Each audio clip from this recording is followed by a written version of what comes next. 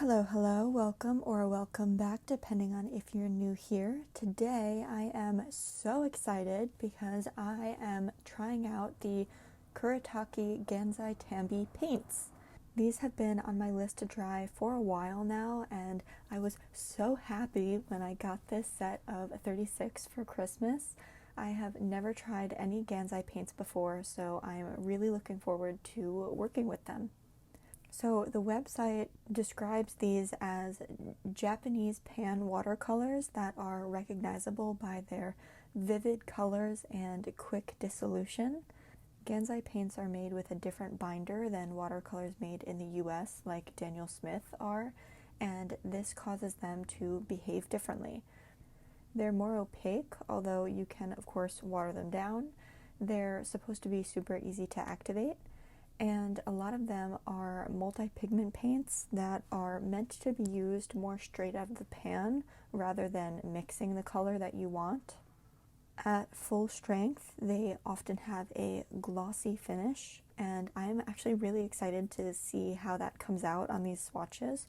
So let's get to it. I'm going to go through each of these paints as I swatch them, but I'll do it on the quicker side since I've never used Gansai paints before and this was a pre-made set, so I don't have any reasoning for choosing colors that are here. Then at the end, I'll give you my first impressions of the paints themselves as I do some small/quick test paintings. I will link this palette below in case you're interested in checking it out. Pigment info for these is coming from the Gansai Tambi website. I was a bit confused about some of the pigment info and was having a hard time finding the answers when I looked them up, so if you happen to know the answers to any of my questions, I'd love it if you commented them below. Starting with red number 32. This one is PR48:3 and PY1. The next color is Carmine, number 35. It's PR48:2 and again PR48:3.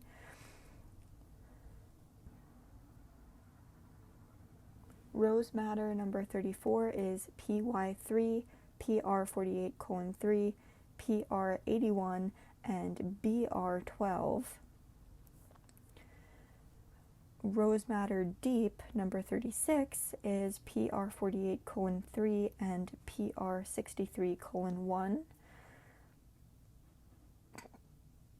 Then we have Cadmium Red, number 30, PY3, PR48:3. This one isn't labeled as a hue, but it looks like it is a hue.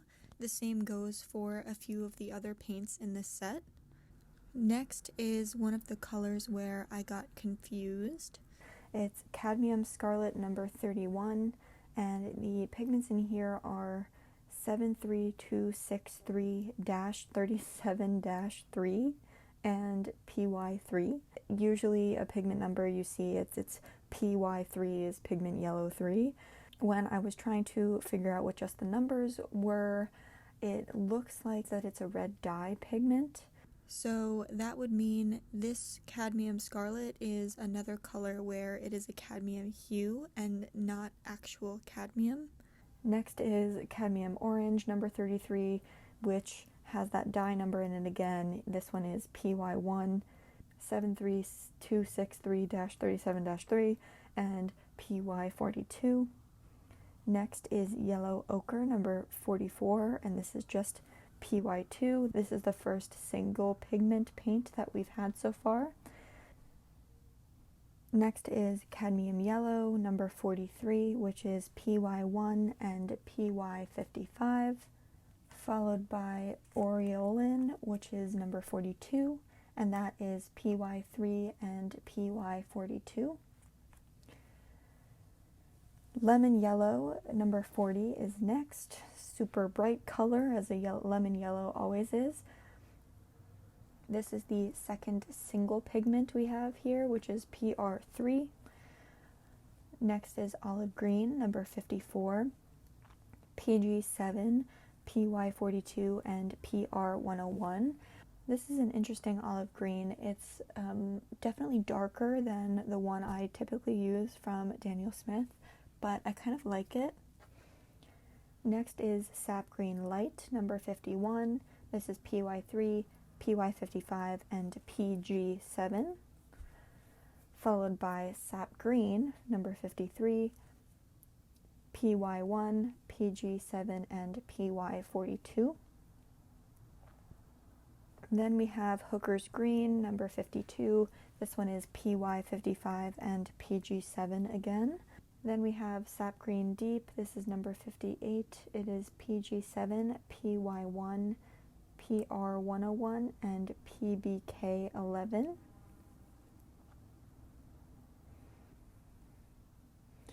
I really like the look of these greens so far. Next we have Viridian, which is number 55. This one is PY3, PG7, and PB15:3. Followed by Forest Green, number 56, PG7, PY1, and that number again, 73263-37-3. This one's an interesting color. I kind of like it. Next is Turquoise Green Deep, number 57. This is PG7 and PB27. I could totally see myself using this color. Then we have Malachite, number 50. This is PW6, PG7, and PY3. You can definitely tell that there's a white pigment in this one. I don't know that I would reach for this one that often, but it is kind of nice to see it swatched out like this. Then we have Ultramarine Pale, number 61. This is PW6 and PB29. And again, you can definitely tell that there's that white pigment in there. This one reminds me a lot of the Daniel Smith Lavender that I usually use. Next is Ultramarine, number 64, the classic PB29. Next is Cerulean Blue, number 63, PB29, and PB15:3. Then we have Turquoise Blue, number 62, PY3, and PB15:3. Then we have Prussian Blue, number 66. This one's PB27. For Indigo, number 67, we have PY3. Then, I keep laughing when I go to see this number, 73263-37-3. Then PB27. This is a nice indigo. Next is Imperial Violet, number 38. This is PV23. This one is really dark. I was definitely not expecting that level of darkness from the mass tone, but I kind of like it. Next we have Cobalt Violet, number 139. This is PV23, BR12, and PB1. I was looking this one up to see which pigment is the cobalt in here, and I actually think that this is another hue, or just that it's called cobalt, but it doesn't have any cobalt in it because I don't think any of these are cobalt pigments. Next we have Purple, which is number 37. That's PR63:1, PV3, and BR12. Next we have Burnt Sienna, which is number 46. That's PR101 and PY42. Then we have Raw Umber Deep, number 47. This is PY42, PR101, and PBK7. Then we have Black, number 20, which is PBK7. Down to our last few here, we have White, number 10. This is PW6. Then we move to the metallic ones with White Gold Mica, number 906. I did these on white and black paper just to see how they compare. After that is Bluish Gold Brass, number 91.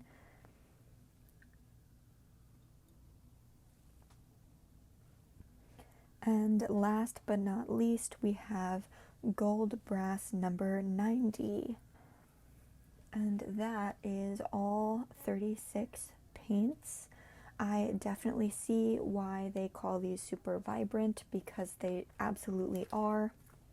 And it is time to see how they work in some actual paintings. Okay, so first impressions as I try these out, I think they are so fun. I really love the vividness of the colors, and there's definitely a glossiness at full strength that's interesting. I definitely prefer working with them more wet on dry rather than wet on wet. I really like the texture of how these paints were looking on hot press paper. I experimented a bit with some florals, which I actually really loved. This is especially where that vividness of some of the colors was really lovely. And then in the landscape, it was interesting to work with since I'm not used to the level of opacity in these paints, and I'm definitely kind of still getting used to that. I like how they work better on the hot press paper, I think, than the cold press paper that I was swatching it with, because this paper that I'm using for the tests is 100% cotton hot press paper. I would definitely play around with these more. I think that these will really be fun for kind of experimenting. I tend to work small, and I think that especially since the wells are much bigger and it's really like the formulation of the paint encourages larger scale work, I think it'll be fun to try painting a little bigger with these. And it's nice to have something that I can work with similarly to watercolors, but that while using it does sort of feel like I'm switching it up a little bit, So that's fun, and I'm really excited to get to know these paints more and, really check out how they layer and all of that. I don't love the lack of specificity / information on the pigments, and some of that might just be that I was lacking knowledge, but it's kind of hard to Google, to be honest. The other thing that I wish had more info on the website was the light fastness ratings. They have a note that says that the colors are light fast, but then if you go in the FAQ, it says that the light fastness depends on the colors, but then doesn't specify the colors that are more or less light fast. And they do also mention that their light fastness level depends on how much water is mixed in with them. So that's just a thing to note if you are a person who is selling your paintings. Unless you do your own light fastness test to sort of confirm, I don't know that you can really be confident as to the light fastness of a painting that you are selling if you're using these paints. Anyway, I am excited to experiment with these more. If you have tried these paints, I would love to hear what you think. If you liked them, or if there is any way that you specifically prefer to use them, or any of your favorite colors for one reason or another, please let me know. Put that in the comments. I hope you enjoyed the video, and if you did, please leave a like and consider subscribing if you want to see more from me. My next video is probably going to be a travel spread from a recent trip to Charleston, which I am really excited for. So keep an eye out for that, and I will see you in the next one.